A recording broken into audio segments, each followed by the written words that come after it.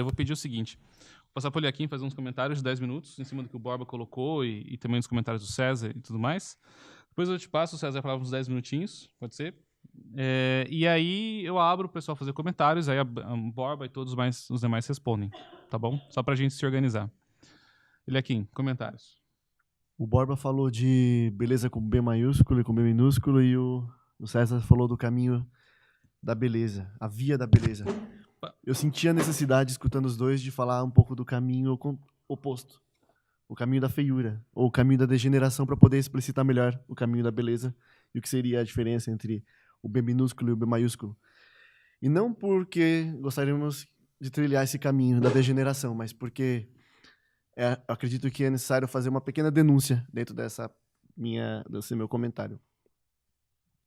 Existe um problema sutil e que todos nós tropeçamos, especialmente nesse tempo e na sociedade do século XXI. Primeiro vou montar o cenário usando os mesmos termos que os padres da igreja faziam, de uma forma bastante metafórica, que as crianças entenderiam com facilidade, e é próprio das crianças perceberem o caminho da beleza, que o Borba já assentou um pouco, está no nosso cartaz, inclusive, mas eu vou trazer aqui à tona novamente. Para os antigos, a beleza com B maiúsculo, a suma beleza, era comparada à luz natural, e de todas a mais bela, o sol, que ilumina, dá força, sensibilidade, calor, vitalidade. Então, todos nós, de alguma forma, na nossa vida, experimentamos, de forma análoga, a manifestação do divino, e que nos aquece, dá vitalidade, ilumina as outras coisas, mostra como elas são de verdade. Mas também todos nós temos que ter, por natureza, a experiência com a noite. Assim, o dia e a noite fazem parte da criação.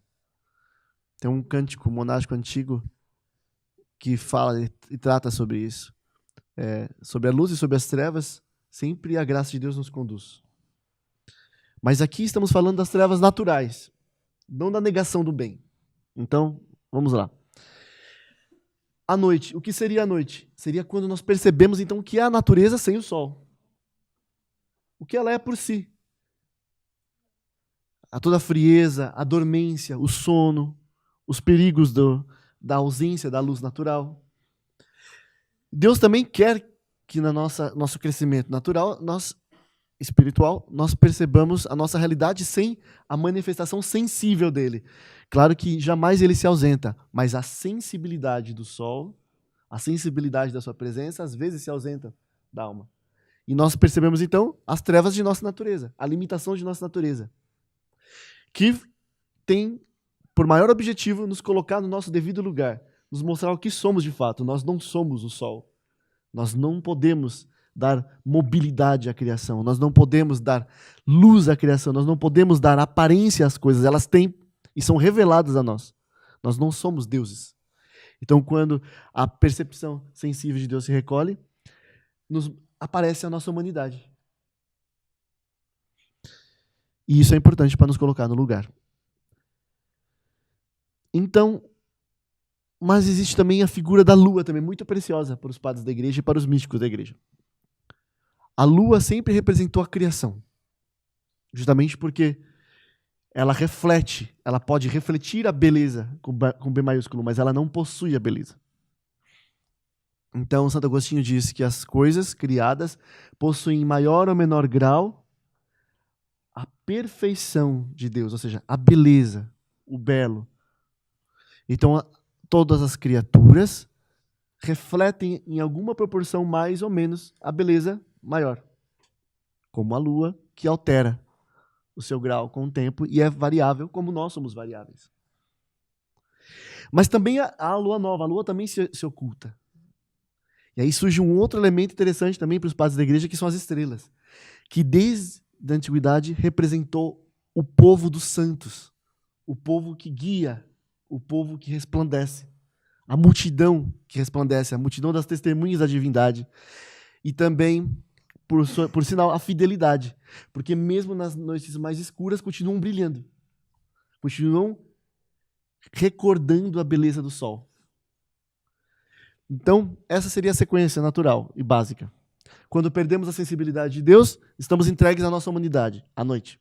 Mas ainda temos duas experiências de olhar o reflexo da beleza de Deus ainda na criação, mas às vezes ela também se oculta, por causa das nossas falhas. Então nós temos aí a chance de recordarmos a beleza que nos foi apresentada e brilhar como estrelas na exuberância da fidelidade, nos momentos mais ocultos, mais escuros da história da humanidade.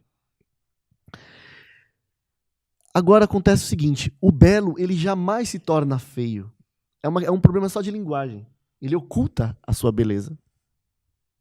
Jesus jamais se tornou feio por nós. É uma forma de falar apenas, mas dá para entender. Ele ocultou a sua beleza. Ele permitiu que a sua beleza fosse oculta para exaltar o ato de resgate e de regeneração. E de alguma forma resplandecer também a feiura de nossas más escolhas. Para depois nos resgatar. E não deixa nisso que seja a última palavra, porque depois ele ressuscita e na ressurreição ele faz ainda uma coisa maior que poucas pessoas se dão conta. Por questão de conhecimento, ele recria todas as coisas com uma beleza superior à primeira. Então, veja que interessante. A nova criação ela é superior em ordem, em beleza e em grandeza do que a primeira. Agora vamos a outro ponto. De onde está o caminho da feiura? Quando nós nos deixamos contaminar pela assídia, que é essa acidez, essa rejeição que provém de uma desordem, do sumo bem, da beleza, que está tanto no seu B maiúsculo durante o dia, quanto no seu B minúsculo, no seu reflexo, quanto na fidelidade dos santos, durante a noite.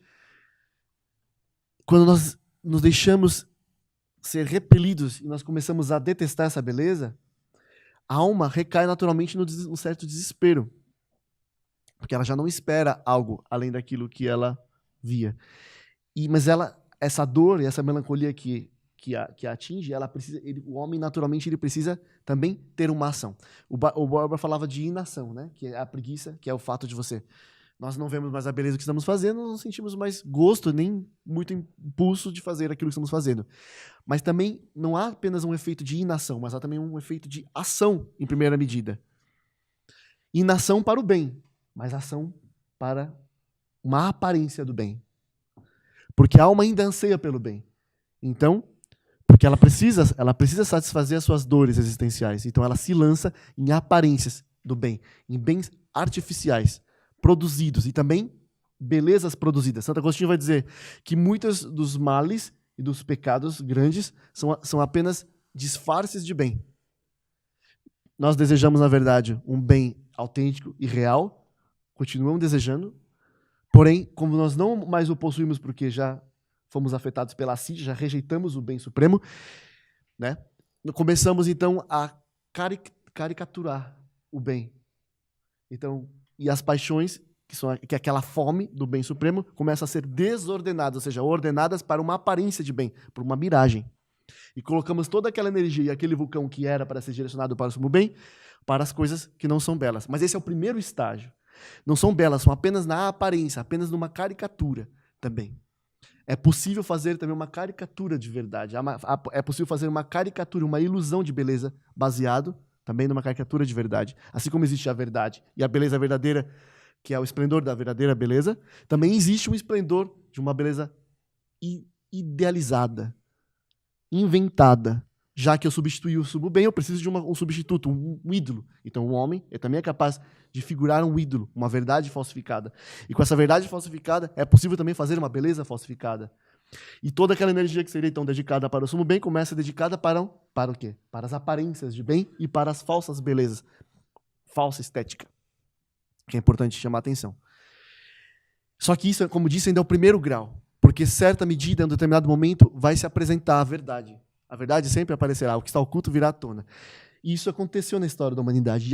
E isso é um momento, nosso momento presente, está ligado de alguma forma com o que estavam dizendo a respeito da depressão e outras coisas também, como o culto ao feio, que eu já vou falar. O que acontece? Como há um culto de uma falsa beleza e artificial, ela decai, ela desmorona, como todos os ídolos, porque são obras de mãos humanas. Então o que acontece? Como existe um outro efeito, um outro filho da assídia, que é além da melancolia e além do desespero, chamado também rancor. Começa a se criar uma espécie de rancor pelo sumo bem, porque já não se acredita mais alcançá-lo. E esse rancor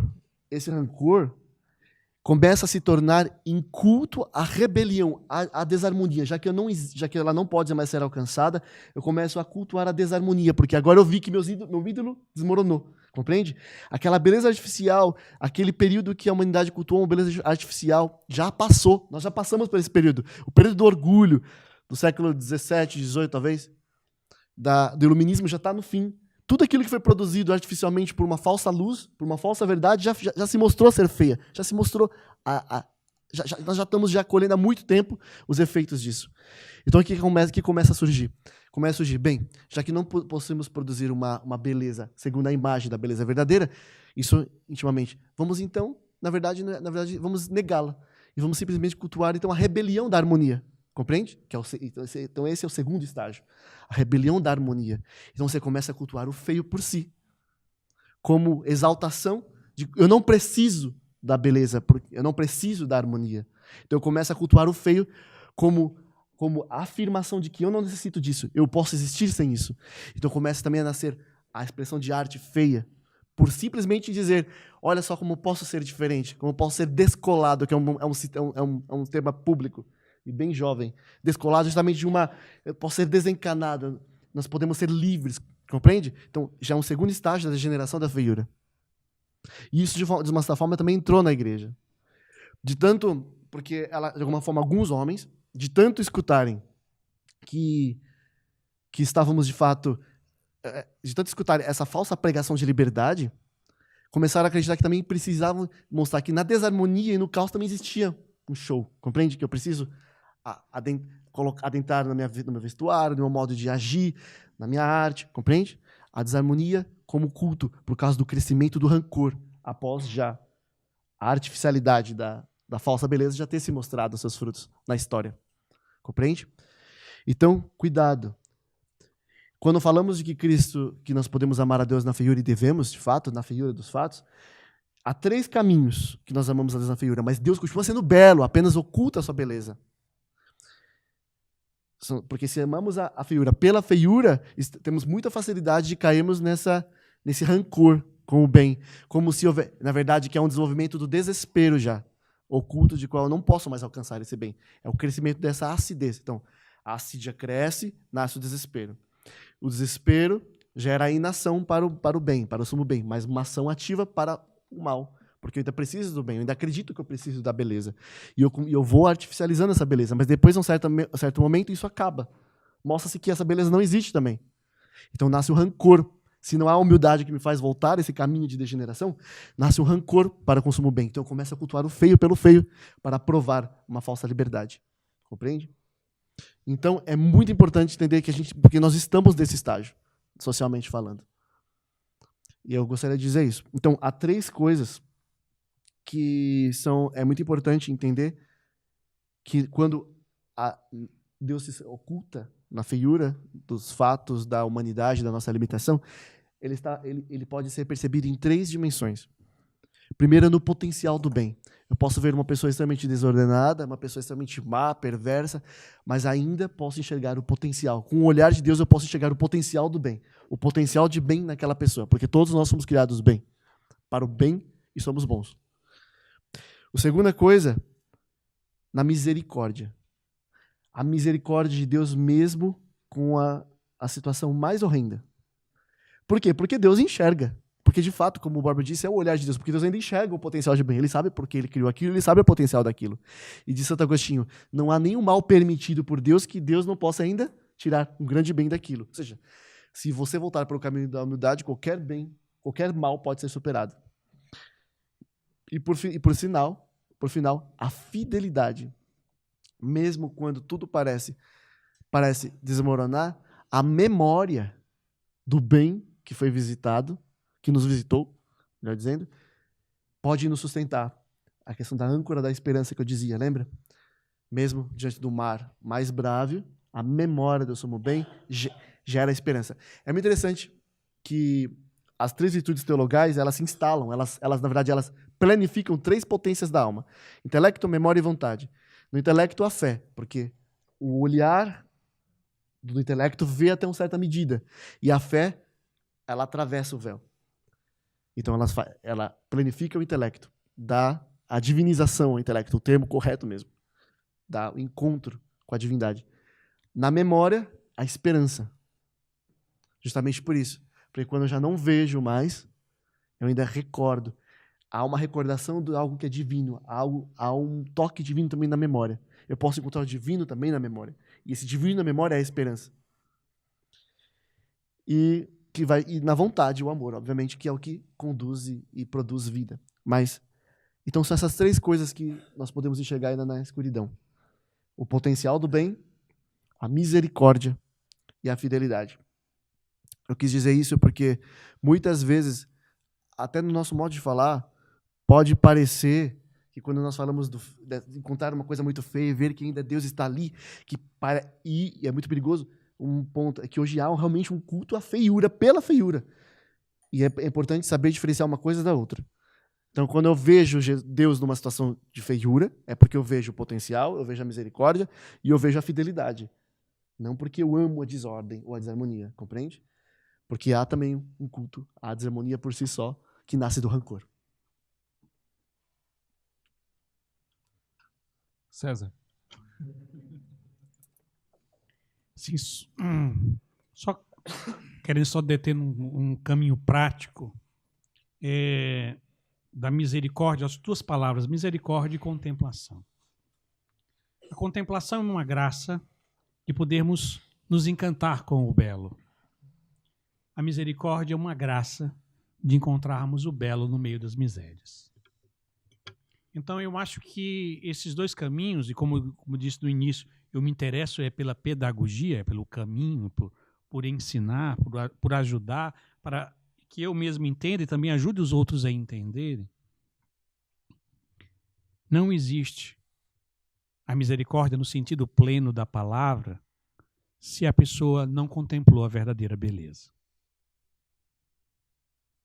Por isso que a primeira coisa que devemos dar aos nossos filhos, à nossa sociedade, é ele subir o caminho para conhecer a beleza. É bonito na transfiguração, é isso. Eles sobem e veem Cristo transfigurado. Eles descem e a primeira passagem que encontram é um menino endemoniado. Então o movimento é esse. Se nós trocarmos esse movimento, não existe misericórdia.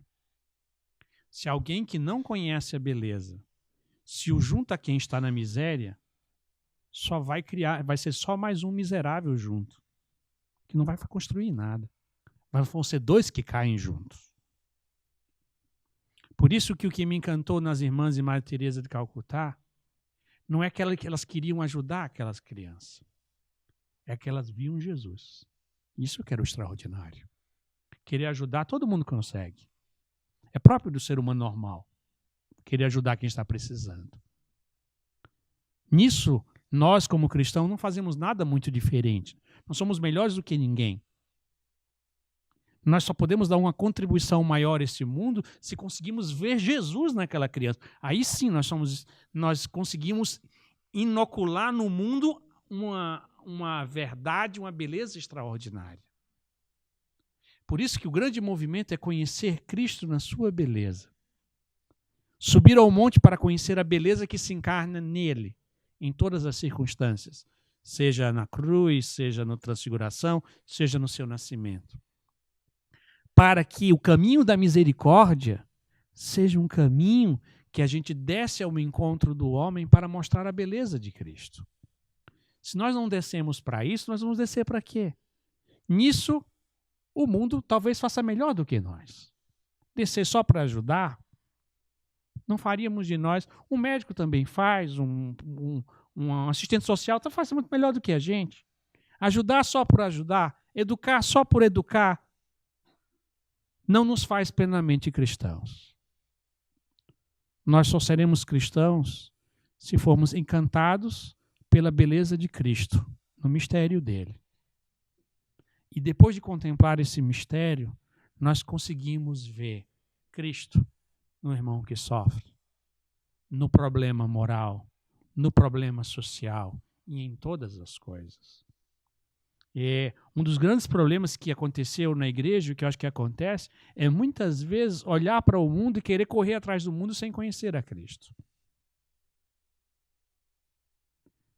E aí torna a gente uma ONG ou qualquer outra coisa que faz. Nós não somos isso.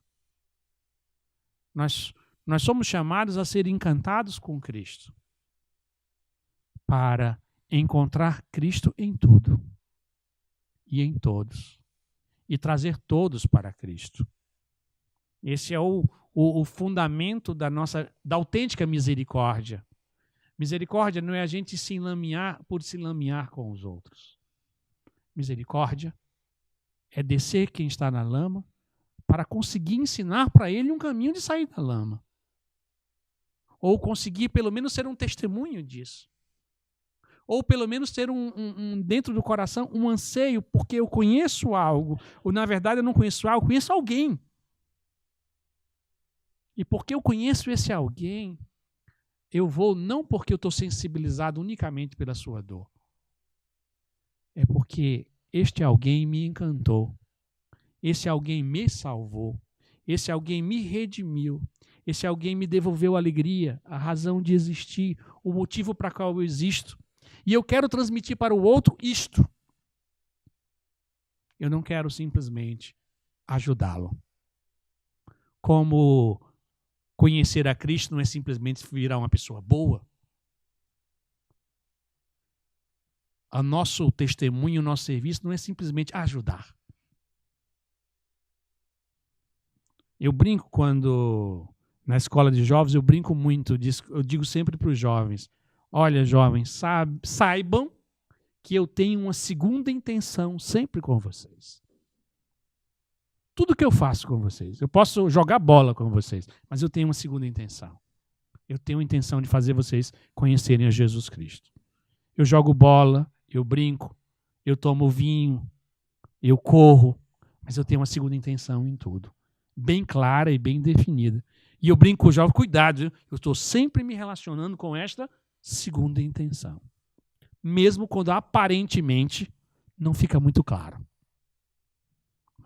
Eu conheci esta pessoa me deu a razão e o motivo de existir. E eu não consigo viver sem fazer com que as pessoas conheçam a própria beleza. A pessoa que me deu a razão e o motivo de existir. E quero viver a minha vida fazendo isso. O caminho da beleza é isso, é conhecer Cristo, o belo, para reconhecer a beleza de Cristo em todos. Poxa, eu achei que você estava cansado, César. Eu olhei assim e você falei, o César está cansado, né? Olha, impressionante. Né? Eu senti aqui o vinho melhor vir pro final, né? Você comeu todo o vinho, né? Muito bom. Achei muito bom. Também é muito bom. Mas muito bom, muito bem.